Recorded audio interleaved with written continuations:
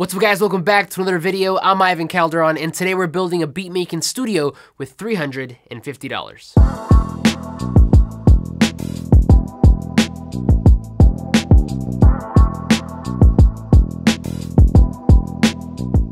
So one of the top questions that I get from you guys, whether it's through comments, DMs, or emails, is what do I need to buy if I am just starting to make beats? So I've been thinking of different ways that I can create content on this for you guys in a way that is helpful, but avoids being just another video that lists gear. So I've decided to take a more practical approach and instead make this into a series of videos that lists the things that I would personally buy myself if I was starting over from scratch and under different price points. The price points will be $350, $500, and $1,000, and that way we cover most people in this spectrum. So in essence, this is video 1 of 3 in this new home studio basics series, and the goal today is to build a beat making studio with $350. Now real quick before we get started, a couple things that I want to point out. Number one is that this series will be catered or geared towards the beat maker. If you guys enjoy the series and want me to continue, then maybe we can consider making a similar series but for recording. Additionally, any prices shown today will be in American dollars and will not include taxes because those vary by state.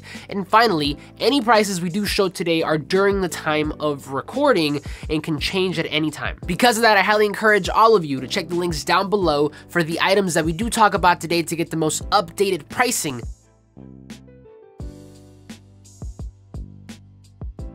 But without further ado, let's jump right in. Okay, so the first item in our shopping list is going to be a digital audio workstation, or a DAW, and this is a software that we will be using to make our beats. Now under this price point, there are two programs that I really like, and they are FL Studio and Studio One Artist. FL Studio is one of the most popular DAWs out on the market, and for good reason. Some of the things that I really like about it include the fact that it's geared towards beat makers, it's really easy to use, and on top of that, once you buy it, you get free updates for life. On the other hand, Studio One is a complete powerhouse when it comes to audio. It has some extremely powerful features not only for beat making but also for recording and post-production, and personally I think Studio One is a fantastic DAW for anybody who's looking to not only make beats but maybe also expand into something like engineering down the road. Nonetheless, both programs come packed with native VSTs, sounds, and loops to get you started making beats. Now because of the flexibility, I myself will be going with Studio One Artist, but just know that regardless of whatever program you decide to pick, you will not go wrong because they are both great for beat making. Now the only thing to consider with Studio One Artist is that although it's very similar to the Pro version, which includes everything, the one thing it does not have is third-party VST support. I know this initially sounds like a deal breaker, but there is actually an add-on for it, which gives us this functionality back. Studio One Artist by itself retails for $99.95, and the third-party VST support add-on goes for $79.99, and once we add those two together, we come to a grand total of $179.94, which all things considered is just a little bit under the $200 retail price for FL Studio. Okay, so with a budget of $350 minus the cost of our DAW, we are left with a total of $170.06. Now, I've made an entire video as to why you don't need an audio interface to make beats, and I still find that to be very true, especially if you're just dealing with a $350 budget. Personally, I think there are better things to spend your money on when you're first starting out, so we will be skipping that today. The other thing we'll be skipping on this price point is studio monitors. Now eventually you do want to get yourself a pair, but again, if you're only working with $350,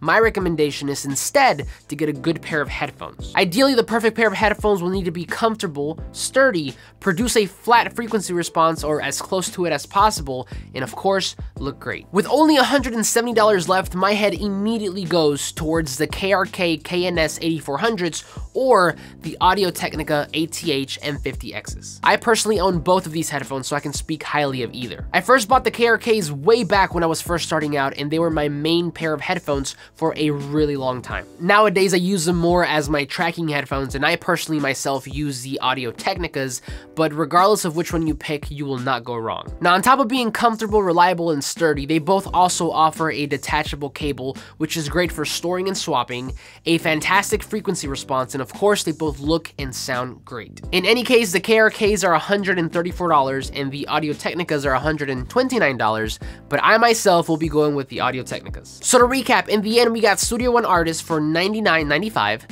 the third-party VST support add-on for $79.99, and a pair of Audio-Technicas ATH M50Xs for $129. So then, our grand total in the end comes out to $308.94, which is right under our $350 budget. But that's it for me, guys. Thank you so much for watching. Hopefully you enjoyed this video.